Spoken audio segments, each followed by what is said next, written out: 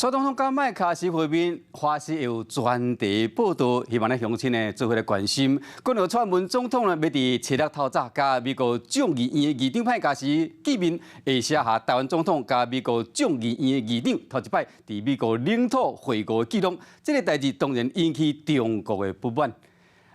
中国福建海事局今日呢宣布讲，要启动台湾海峡中北部联合巡航的巡查，由大型的巡航救助船海巡抗陆来带队，并且附上一张这个台湾海峡的地图。专家分析讲，这是中国针对印麦会，就是蔡总统加这个麦卡锡会面进行一项示威的行动。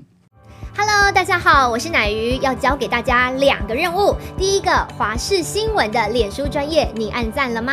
还有华视新闻的 YouTube 频道，赶紧订阅起来，还要记得按赞，开启小铃铛哦。